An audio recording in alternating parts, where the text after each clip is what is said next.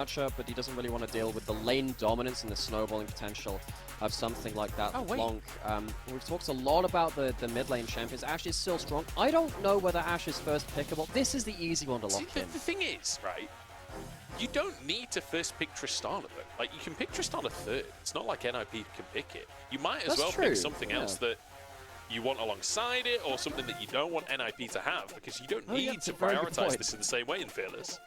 That's actually a very good point. And again, so while these teams are adapting to Fearless, so are we actually on the casting desk. No, we saw a lot of it within LDL, and you know, like we spent some time watching that, and my brother particularly was updating me on what was happening with a lot of those players down there. Of course, you didn't have to look in that Tristana because NIP couldn't take it away anyway. It does mean that Rookie gets to see that mid lane matchup, and as we said, it's the expected counter pick of, well, pseudo counter pick of the Taliyah going into Tristana. It feels like Tristana still gets that push and can deal with that lane completely fine. And in the center locked alongside as well, as you were saying in Game 1's draft, this is a classic for Photic. So Photic gets his comfort in that of the center. He's one of the best centers in the world, I would argue. Even though he's not been on a team that's like really at that upper echelon.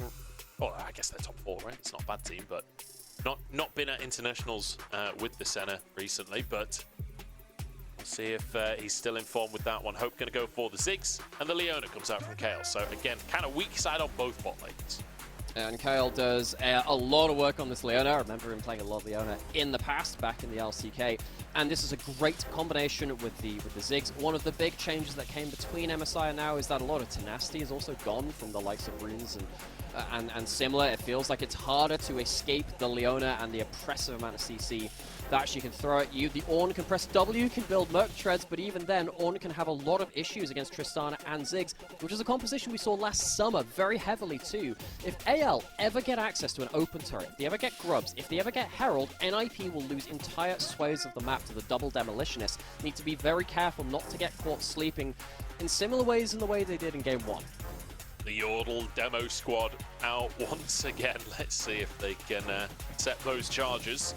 NIP, though, once again going to start banning out Aloe. We saw the Jax and the Camille banned last game. That Camille taken off the board. Wouldn't be too surprised to see the Jax as well. Aloe's just such a force on these carry top laners. I mean, there's still plenty of options for him. See what he ends up going with. Obviously, can't pick the Malphite again. I'm sure he's absolutely gutted about that. That's a very good point. What this signals to me is that, well, NIP, what are they going to do? They're going to double ban top and then lock in a tank so there's no counter picks, or do they just want to last pick top lane? I mean, if they wanted to last pick top lane, they could have just ended up picking, not banning out the top laners themselves and just picking on 5 anyway, because it would have been counter pick the Shanji all the same. So expect we could just go for something like a Cassante on 4 for Shanji. It's a very confident pick for him. Of course, he doesn't have the Rumble, which is one of his other specialties. Maybe just banning out some of the fighters, which could do better against that pick.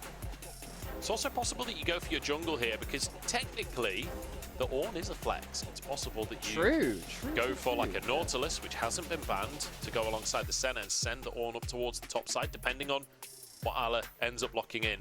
And it turns out they will go for Aki's pick here. We talked about the carry junglers. You mentioned the Viego. Nocturne being hovered too. Feels like Aki does want to go for something potent. And Diana would certainly be potent. Okay, Viego in the end. We did say that Aki will look way more comfortable and stuff like the Shinsei, which has been banned, and then also the Viego as well, which is locked in on 4 here. So it will be counter pick for Shanji in that top side. Ala will be blind picking towards that one. The Viego has still found a place within the meta. It feels like the Crafter Slayer changes, amongst other things, have done him a lot of good. He doesn't really care about losing the crit chance. He does like having the extra movement speed and everything else from that item too. And he farms very well for an AD early skirmishing jungler. He farms better than the likes of other things. Not the best matchup into the brand though, because if you have to dive into this guy, you do get burned up very quickly. I like the brand pick here for Croco. A confident pick. Absolutely carrying on the Nidalee in game number 1. Locks in another AP carry for the second game of the series. And Ala just going back to tried and true, right? You've got an AP jungler, AD in the top side, Renekton, reasonably safe in terms of those blind picks. Yeah, if you want a blind pick, yep, Croc. You've got Croco on your team as well, so that one's always the confusing one. But the double Croc combo. Double croc combo. Shen has been finding himself weirdly back in some bits of solo queue. I've not seen a pro game of that for forever, though. I'd expect the Kasante. I think it works really well for the team. The Shen hover, though, made me think about some of the posts we've seen about that one recently. Relatively tanky team coming out of NIP with the Senna buffing people up. And also, important thing to note, they have 3 forms of unstoppable. The Kasante W going backwards, the Ornn W going wherever it wants, and of course, the Viego being able to ult out of a play as well. AL, they want to be pinning that first target down and nuking them with the double demolitionist and the brand burning them as well. But NIP do have a lot of options to escape that first play. 3 champions on their roster are pretty good at disengaging from these big plays. Not too bad at starting a fight either with the Ornn. I mean, Ornn is like a cheat code for starting fights, honestly. Yes. The Call of the Forge got such a potent ability, but the Talia Weaver's Wall, you can expect a lot from Rookie in terms of finding that right position, finding the flip backs off the back of initial CC. See if he can have a better game. Honestly, the fact that Rookie went down in the laning phase, I'm still over the moon on behalf of Shanks here. Shanks showing up for anyone's legend. It's a different matchup in the mid lane. Let's see how it goes this time around. With NIP as well, Rookie, the 3 picks which we leveled towards him that were game-changing. You never let him have them were the Aurelion Sol, the Talia, and the Ahri. And of course, the Talia has been a mainstay coming into summer as well. Yet to see the other 2 from the player.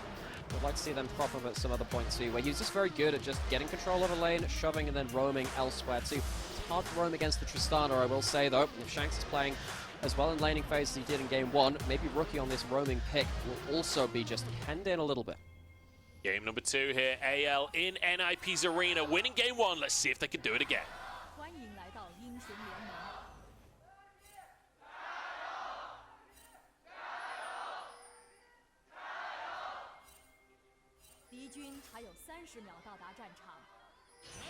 feel like AL on the cusp of making a mark on the league right here.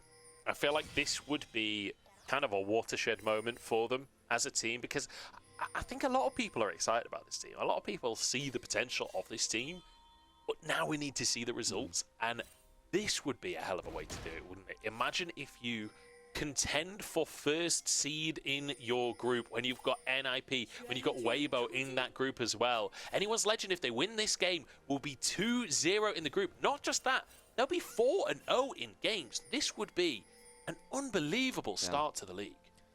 And the thing which is holding AL back, I guess, in community perception is that they're just not a big-name team. This isn't one of those big, old organizations which has had huge results or world championships or something like that. We have a lot of them in the LPL, so it's quite hard to overcome some of those names. This could be the split where they can make a name for themselves amongst all of those great ones too. We'll see how far they can go. And I will say, like, on that topic, like, first off, they did bring in Allah. He's like, they've added our big name, so it starts to become more believable for the fans. But importantly, a split where you don't have that many big names and you do have big pop-off performances, that's where the big names start to exist, right? That's where players like Shanks, players like Hope, that have been around the league for a long time, haven't really reached that upper echelon. These are the kind of splits where they can start to separate themselves from the pack. Yeah, I mean, obviously Hope was on the JDG roster, which won back in 22 summer. So, again, you look at some of these players like, oh yeah, there's some nice names about the place. But you just look at the logo on the team and it's like, wait, but I don't recognize this team if you kind of flit it in and about the LPL. NIP, I think after last split, again, they started to go up in expectations. And then, of course, being the older brand from V5 with an LPL scope, they had themselves some great moments there too, where they were briefly, and I think again that was in 2022, one of the best teams in the whole damn league for parts of spring. But yeah, it's an interesting conversation, particularly in LPL when it comes to brand and kind of the aura around teams. Yeah, and I want to mention that point on Hope as well. You mentioned the fact that, you know, was on that JDG roster. Was replaced by Ruler, you know, one of the very best AD carries in the world. Like, sorry, buddy. Sorry, like, you're pretty good, Hope, but you're not Ruler good. Before that, he was on EDG. And you know who he was replaced by? Viper. Like, this guy just, anytime he's on your team, you're immediately going to get one of the best Korean AD carries in the world, I guess. Yeah, Hope, I feel like, has had a pretty hard run of it in regards to who he's been replaced by. But certainly has looked good over the years. He's a player that I do think is a little underrated, but still, we need to see him performing on a team like this, because those previous 2 teams we mentioned, the EDG and the JDG, both had a lot of really powerful pieces in the roster. Maybe this is a moment where Hope can be that powerful piece. And speaking about kind of the here and now, well, actually, we have to talk about mid lane briefly, because we've got a bit of a collapse down here. Shanks has jump, he can get out of this. He's probably just going to buffer out of that stun, and that's going to fizzle out. But Hope has gone for the first strike onto Ziggs. God, is this going to stop now? We're going to finally end this? Good bit of positioning there from Shanks, dodges away from the flick back. That hits, it's a guaranteed kill. 3 players committed for NIP, and you can see it's a similar thing on the side of AL, so nothing comes out of it in the end, not even a summoner used. So when it comes to this early game, of course the Viego can make some plays happen. It's a little bit weird thinking about jungle's role within this meta, because when you have Karthus Nidalee, gets a little bit different compared to when you do have Viego, and maybe less so in this kind of archetype.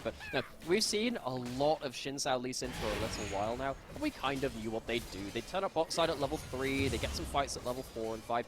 You don't really get that necessarily from your Nidalees within lanes. You get that within the jungle. And stuff like with the Karthus too, it's changed the nature of jungles quite a lot. I think it's meant that a lot of like their muscle memory jungle pathing changes. Ala does get locked up a little bit under turret there. Shanji doing some work already. Yeah, a little bit of a fumble from Ala as well, to be honest. I think quite greedy for the demolish proc and the stun from the W. Who here has not been greeted for Los Platos at least once in their life? I too would do this. I do this on a regular basis, except I don't get away with it. I don't just lose my flash, I lose my flash and my heal and my life. And then I run it for the rest of the game. Trade deal, you receive my life, I receive Los Platos. Yeah. And then it's, the full EU West experience at that point. Everyone just loses their mind. AL, looking pretty good so far. Ala punished though. Shanji perhaps with an opportunity. He is on the Kazante though, not exactly a champion that you can like really leverage your 1v1 lead necessarily. Much more of a pick for later on in the game.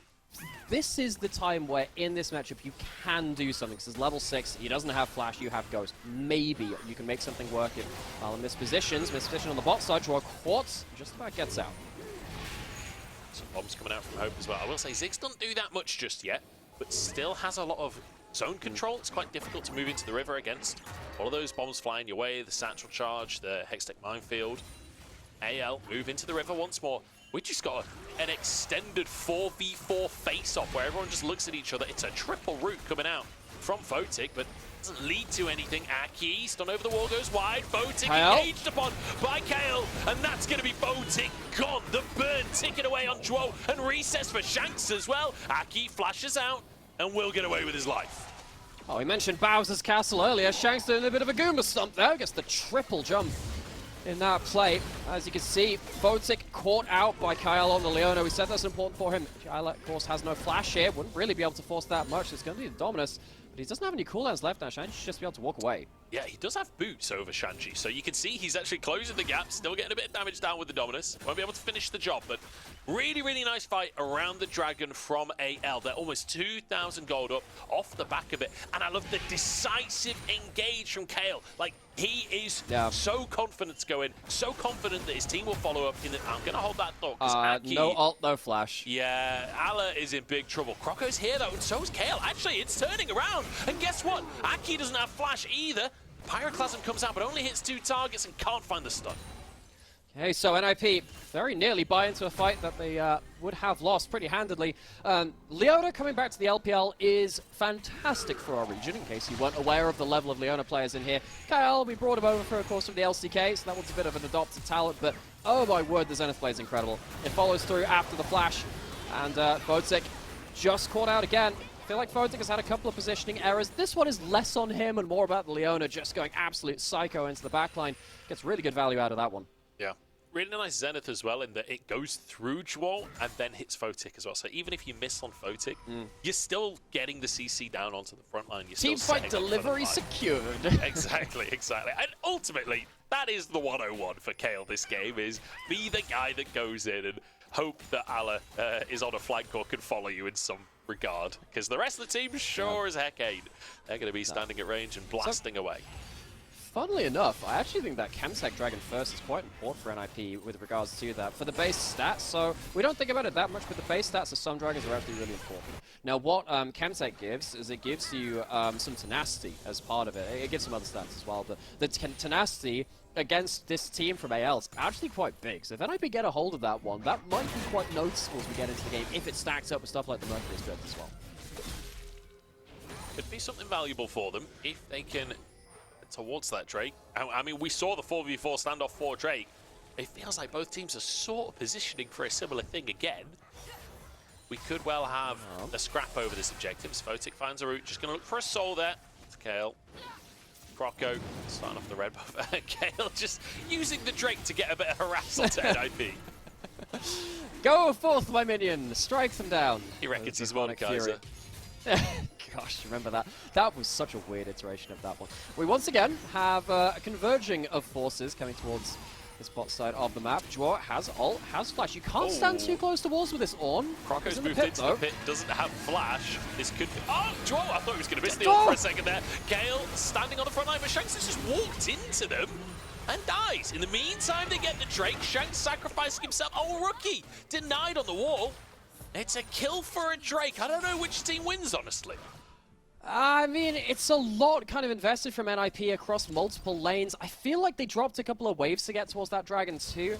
Didn't quite see what was happening exactly in mid lane. Shanks getting caught out, that's good for NIP though. We know that Tristana is a champion that wants to really be ahead of the game, and we saw that Rookie really struggled with that in the last game to be as valuable as we know this champion can be. So getting a kill into them at least stops that Tristana pulling off into the distance.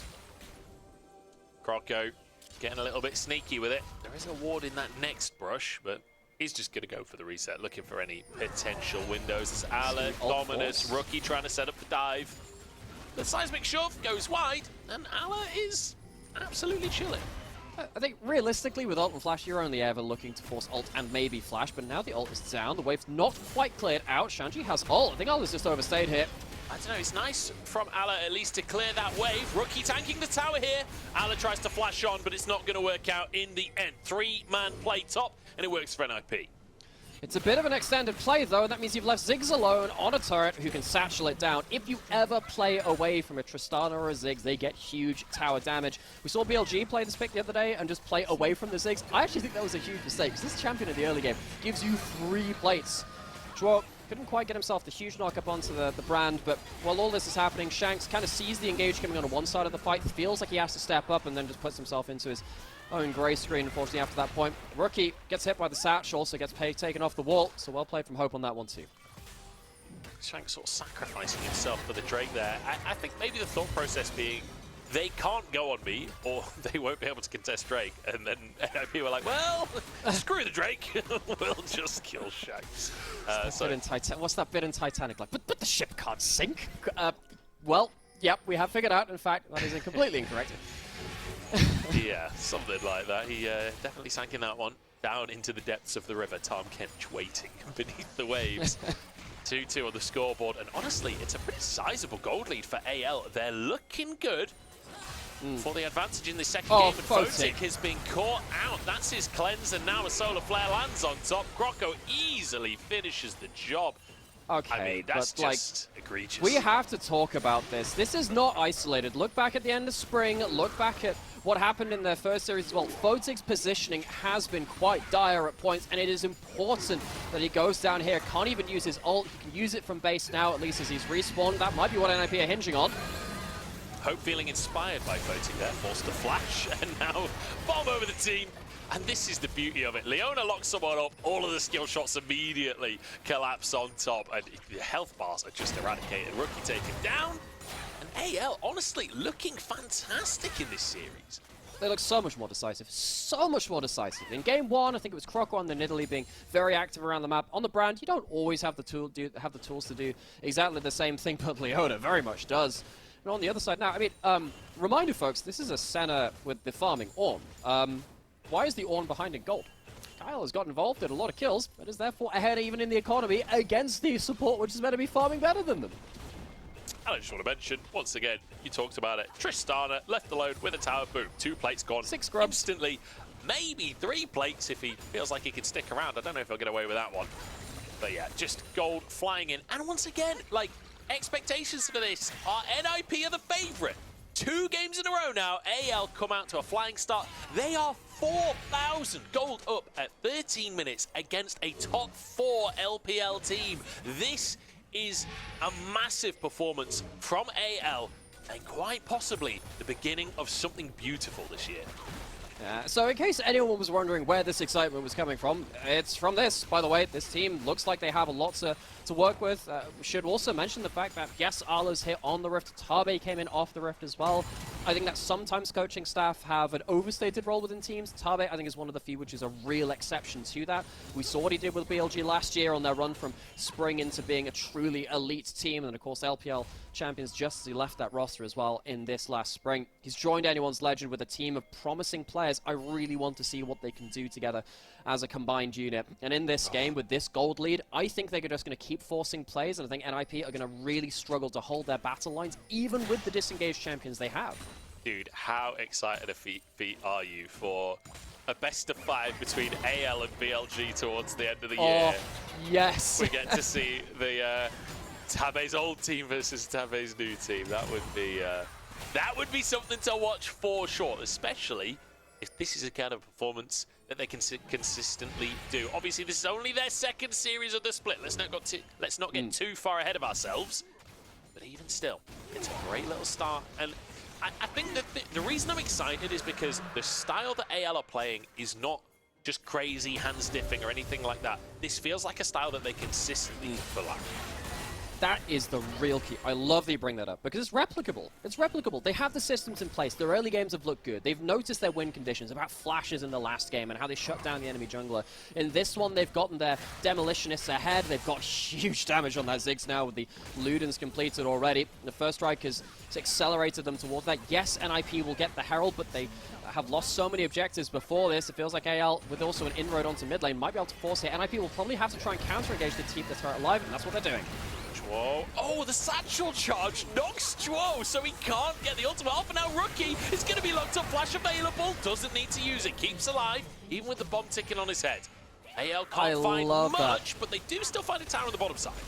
But I love the mind game of this. Like, NIP are taking the Heralds to AL, want to push mid, but they know that NIP will engage onto them if they push mid. So they back off enough, they bring out the engage, no ultimates left, mid tower for free. Great play with Demolitionists. They have 6 grubs, they have all the tools in the world, and the ultimates are still down. This is a great phase of play from AL. AL is threatening a dive, and you've got a Ziggs with 6 grubs, so they're going to finish this tower. This is a 3-turret play from AL in trade of 1 Herald. That's only half a tower. That's not even a finished off objective. Like, this is insane from AL. They are calling NIP's bluff. Beautiful. Absolutely beautiful. They base out all the engaged tools, so they know that NIP are afraid of losing their mid lane out of turret. So AL back off, they blow all of those summoners, and they take 2 turrets when they're down. Rookie has to teleport to a side lane to pick up some wave somewhere across the map, because while all this is happening, NIP have no cross maps. They have a Herald now, but where are they going to use that? If they use it top lane, we saw Kael's up there with ult and flash available. Unless they get a good trade on Shanks, I really don't think they can force this one down. And I feel like AL have absolutely monstered the last phase of play. I know it's only their 2nd series, but I'm getting so excited about AL at this point. I'm like opening up the 2nd tab to order a jersey. Rookie taken down. Kael, has he missed a solar flare yet?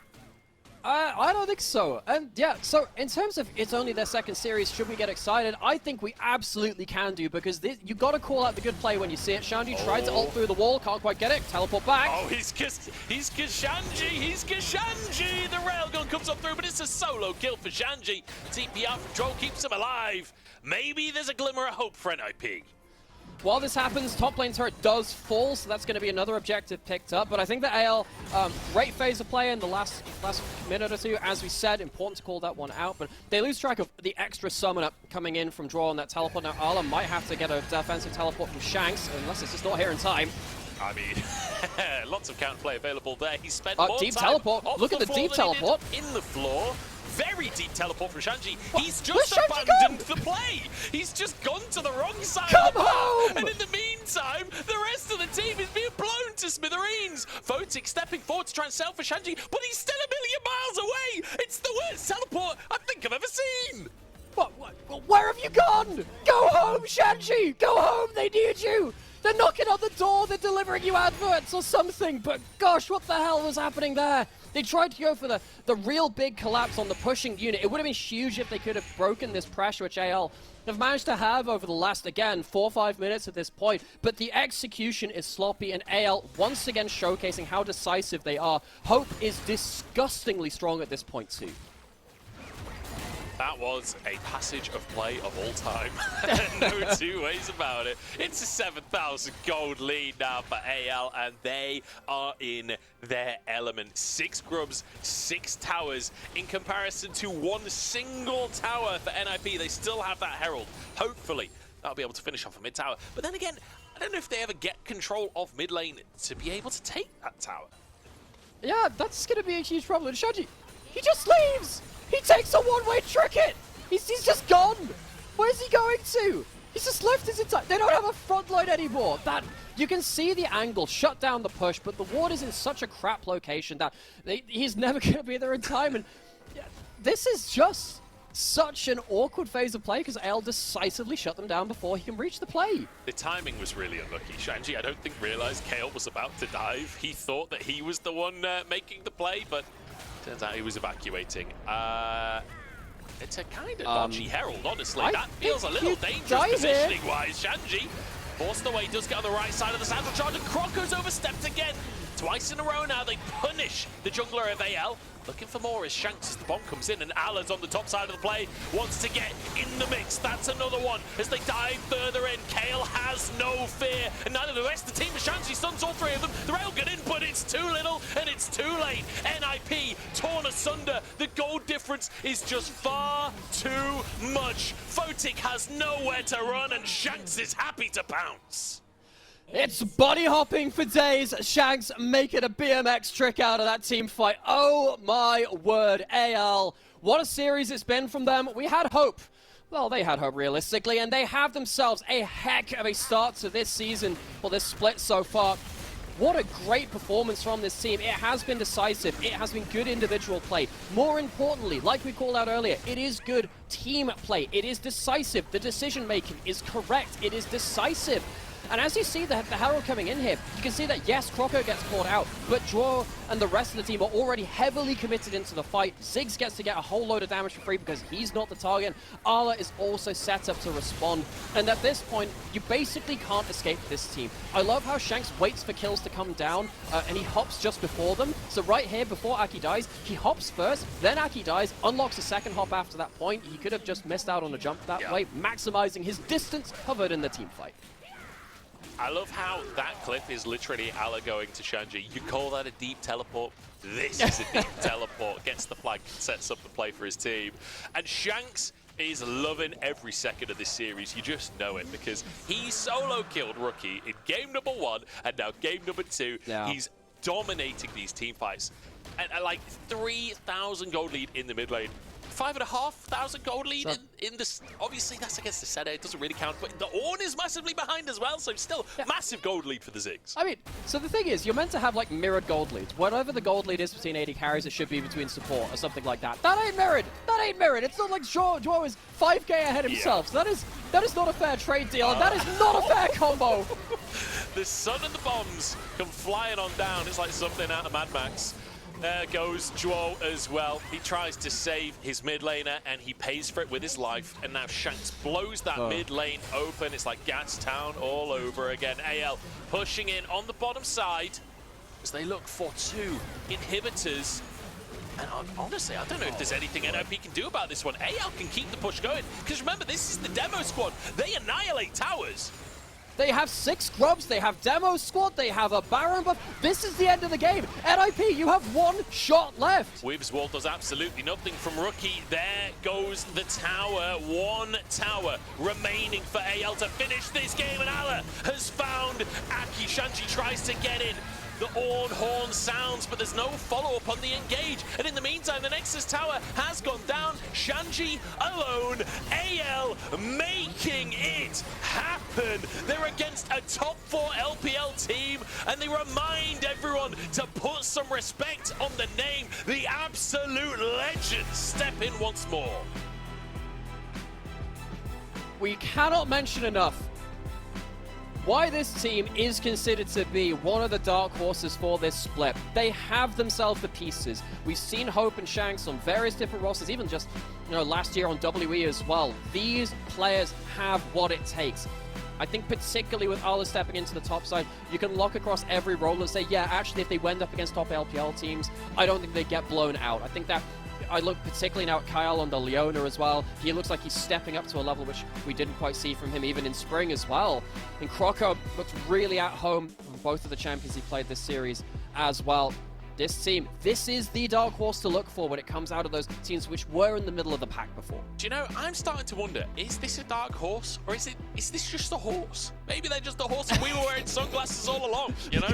Maybe it's not so dark after all, because honestly, this is only their second game of the entire split, and they've managed to go 2-0. You just got me. Oh, God. I mean, 4-0 right now. 4-0 in games, 2-0 in series. And at this point, with how Weibo looks, NIP beat Weibo